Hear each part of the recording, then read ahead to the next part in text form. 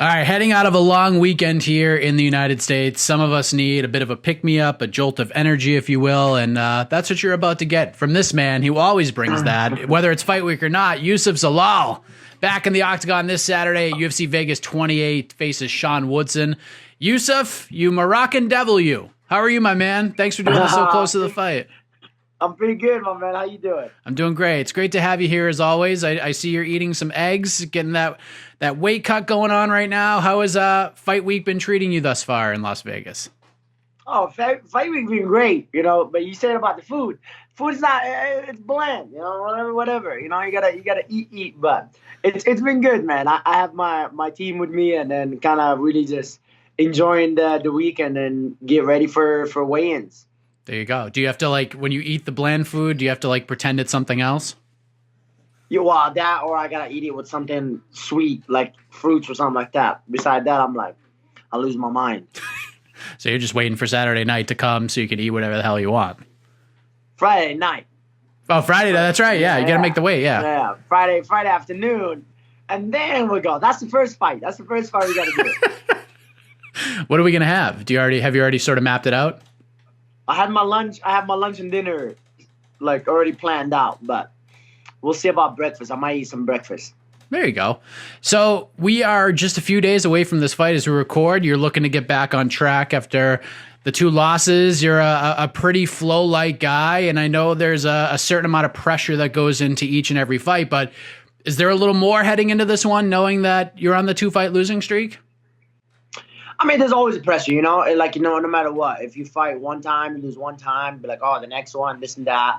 For me, it was very different, I was like, I had a lot of demons I had to fight myself, so it's like to get all my, not about training or anything, it's just about me mentally and all that stuff. So to get that all in board and get it back in line, that's all matters, and that's what I'm excited for, to go in there and really just do what I do best and to go out there and fight. Yeah, and you said some interesting things there, because the Ilia Topuria fight, that's a tough fight. It's short notice. You're across the world. He's a tough matchup in general. You didn't know a ton about him, and then you still had an exciting fight with him. You gave him a lot to think about. That fight was super fun to watch. The Seung Woo Choi fight, I don't know. I feel like I've talked to you long enough and I've followed your career long enough to ask this question. Was there something a little off there? I'm not giving you any excuses or anything, but it just seemed like the energetic, high-paced Moroccan devil that we're so accustomed to seeing. I don't know. It just seemed like it was kind of an off night for you. Is that fair for me to say, or am I a big fat jerk for even suggesting that? No, man. It's like I can sit here and lie and be like, oh, I'm not the guy who comes out with excuses and all that. But it's like, yeah, that was not my night. I was not there, and I paid the price. So, and that's what I learned the best from that fight. So it's like, hey, if you don't decide to show up that night, you're gonna lose another fight. So that's all it is. And I'm just excited to get in there and go and prove myself. That's not who I was the last fight, and I'm way better than what I was the last fight. I'm better today than I was the last fight. So that's all that matters.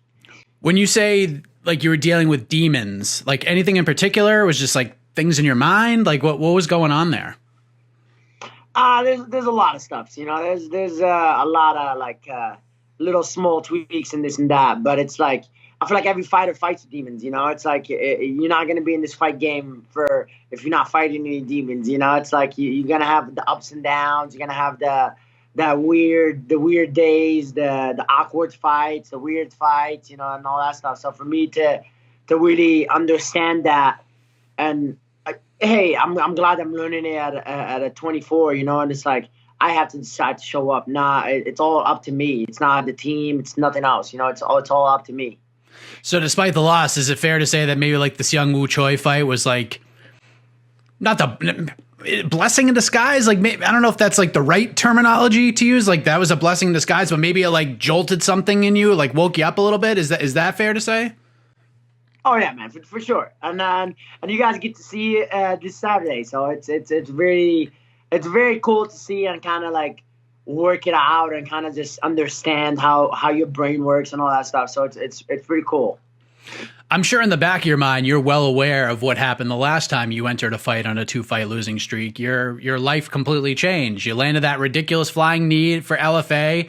Then you get signed to the UFC and you go on this run. And I feel like you're somebody that takes these added pressures, you use them to your advantage, and you, to use the old cliche, you turn them into diamonds, Youssef. And that's something that's something you probably thought about. Like, I assume like you're not getting too freaked out by this. We've been here before. We've turned things around in a big way. This isn't new for you. Is that the way you're kind of approaching this? Well, I hope it's an expensive diamond. You know, that's what I like. You know, I want to be an expensive diamond. No, man, it's like going into a fight like not caring. You know, like what's the worst gonna happen? You already lost twice. You know, so for me to go in there and really just focus on fighting. That's all matters. Like it's like nobody cares about the win or loss. Like who cares? The fans do. Like whatever. You learn from him. You move on. You know. So that's an experience, and he's gonna move on. Like you said, the Ilia Topuria fight. I was not super mad about that fight. I was like, I trained for a striker, and they gave me a grappler. So that was a completely different thing. So for me to go out there and give him the toughest fight in his life, and to even do what I did and almost finish him. So it's like.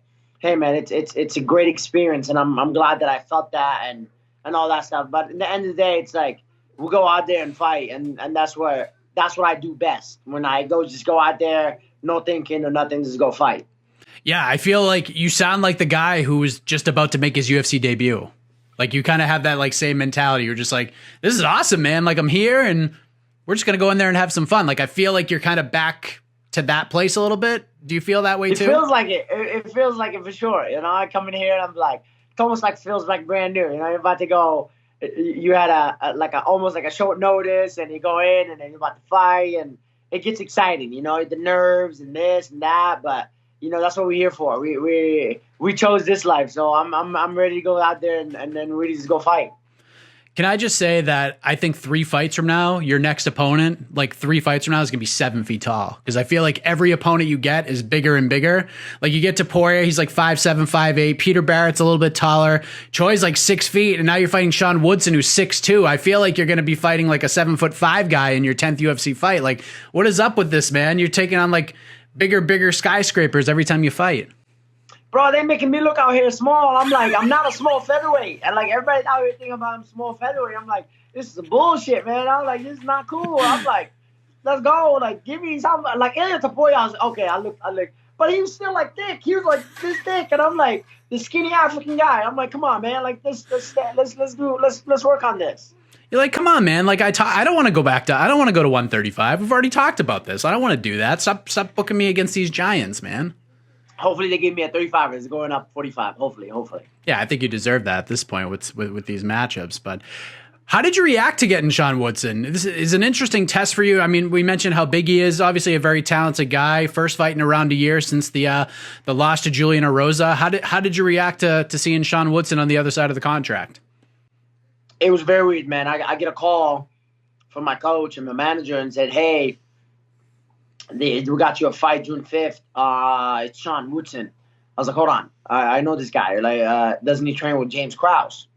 They're like, no, he doesn't train with James Krause. And that's the fight that we have. And I was like, do we have anybody else? They're like, no, like, that's the fight. And I was like, all right, let's take it. I'm like, I can't say no to the UFC. I was like, I gotta take this. Like, I have to take this. And then, yeah, so that's pretty much it. And I seen him post a lady who says business is business. So I was like, all right, cool. He's ready. I'm ready. Let's get this rolling.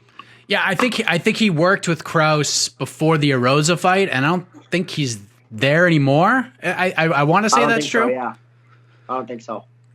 That fight with Erosa was interesting because he looked like he was well on his way to a win. He actually dropped Erosa in the third. It seemed like the tide was changing in Julian's favor, like heading into the third.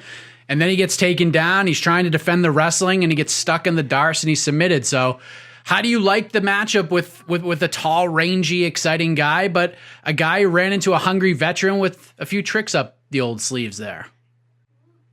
Yeah, man. Like you said, his length is like very, very long. You know, so like it confuses some guys. Like, okay, if you're not used to the striking, like it will confuse you. You know, it's like the long range, like just pop, not even like trying to like completely drop you or anything, but the guys walk into it, and then that's when they get dropped and stuff like that. But I mean, like, man, come on, man. I striked my whole life. I striked when I was 10 years old, you know. So I'm ready for whatever he got in his sleeve. But like I said, like I bring a way more well-rounded game than Sean Woodson, I think. So it's for me to go in there and really mix it up and change things on him and show the experience of me having 5 fights in the UFC and really just learning all the experiences that I did, even the losses and the wins. So it's for me to go out there and really show it and show my improvement. That's what I'm excited about.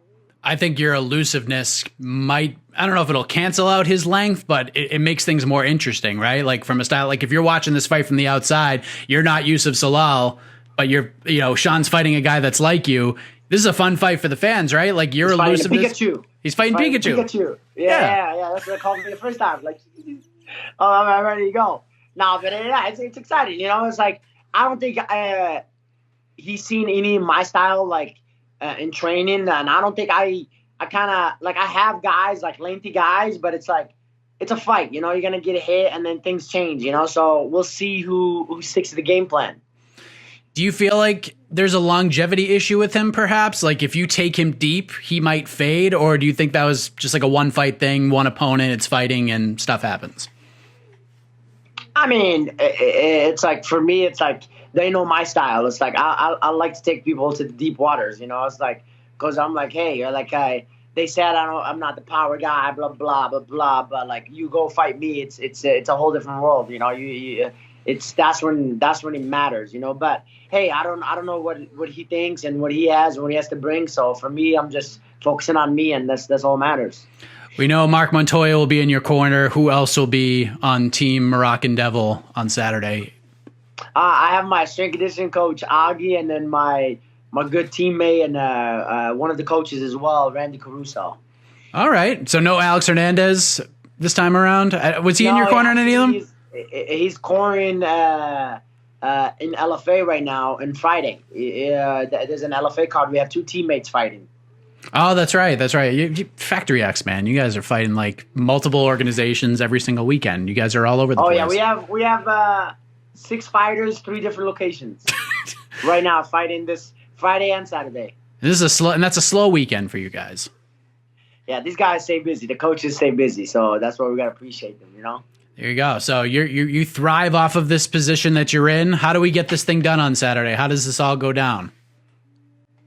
Oh man, I wanted to go down. That's all I care about. You know, that's my mentality coming into this fight. Go in there and just ready to go. I'm just pumped. I'm just pumped to really just cancel everything. You know, cancel all these thoughts and all the outside people and all this and just focus on me and then the people that surround me and the people that mean a lot to me, and that's all matters.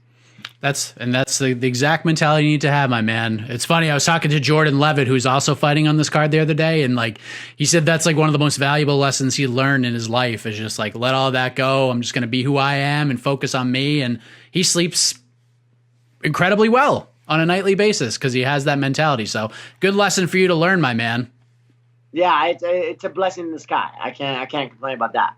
Absolutely. But I'm excited for this fight, man. I'll leave you alone. I know you got to eat those delicious and flavorful eggs, but this fight's very delicious. Very delicious. This fight's got fireworks written all over it, man. I appreciate the time. Delicious. Yeah, appreciate the time, man. I know we're so close to the fight, but it means a lot that you come on here and give us a little bit of a jolt of energy. But I'm actually going to be speaking to Sean a little bit later. Is there any message you want me to pass along to your opponent? Oh, I'm not that guy. Whatever. I figured as much. Let's make way and let's have a great fight. Yeah, I figured that there was going to be pleasantries, and he'll probably extend those pleasantries right back to you because that's just the kind of get it. Guys maybe we'll share a cookie after. Who knows? Hell yeah! There you go. Thanks, Youssef. I appreciate it, brother. Thank you, my man. Appreciate it. See ya.